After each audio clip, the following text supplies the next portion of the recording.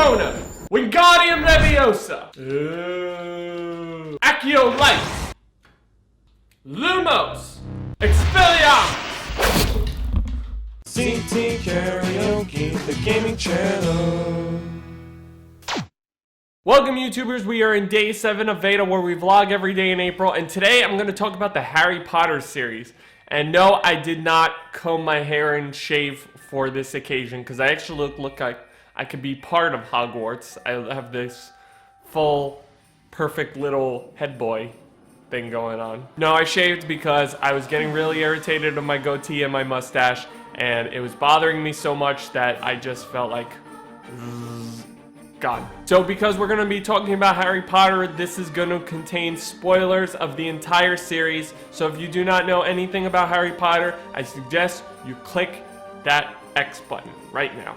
Now let's get into Harry Potter. First, can we take a moment to appreciate J.K. Rowling? She made so many different references that it's like, wow, you never thought in the earlier books that it would foreshadow stuff that would happen in the later books. Which is why you have to keep a keen eye on detail when you're reading, because a lot of things from the past will pop up again. And when you're reading the first 2 books, you may not notice because the first 2 books are very similar to each other. They're both like 200 pages, and you could literally change the story up. I mean, just change Professor Quirrell with the basilisk and you're pretty much set. But it isn't until Prisoner of Azkaban where the series starts to take a darker turn, and therefore you kinda are required to know stuff that you already read, such as Sirius Black, Professor Quirrell, the Half-Blood Prince, and the Deathly Hallows, which were the objects. There were some parts that confused me or bothered me a little, and one was the last part of the Triwizard Cup where they're all in that maze trying to find their way out, and Voldemort pops up and the whole thing with Cedric Diggory. What was everyone doing outside? I mean,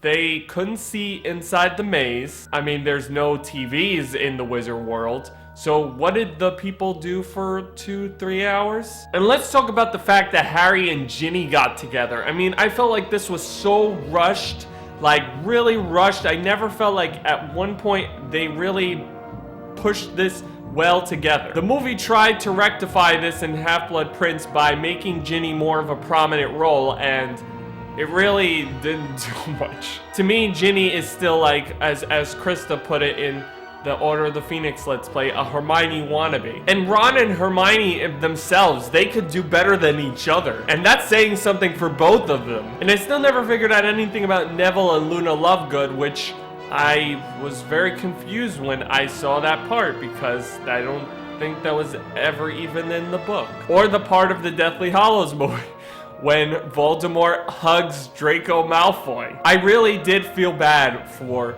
Sirius Black and Dumbledore and Fred and Tonks and Lupin and whoever else died, that I was just really sad. I was like, no, you need a father role, and Sirius Black is the perfect one, and Harry could have prevented this from the beginning if he had just closed his mind. The Deathly Hallows I was kind of also confused on because they spent about half of the book, they only found one Horcrux, and it took them half the book to destroy it. I can't remember the name of the Horcrux. And I just finished reading the book last week and I already forgot. At first I hated Snape when he pretty much killed Dumbledore, and it made me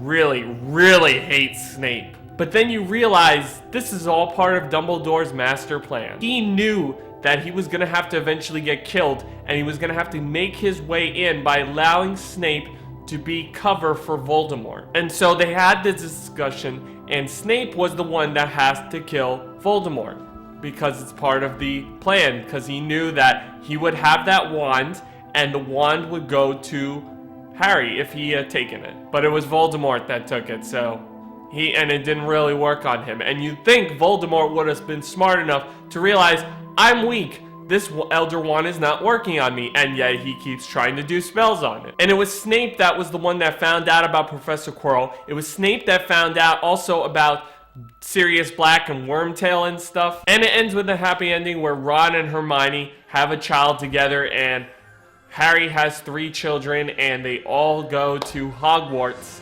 And that ends it because Voldemort is dead. And that ends 7 books. I would go more on about this, but we have officially run out of time. So thank you for watching.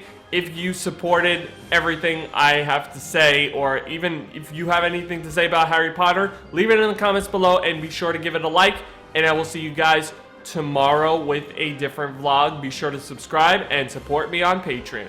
And we are out. I don't have any spells to do. Sector Sempra!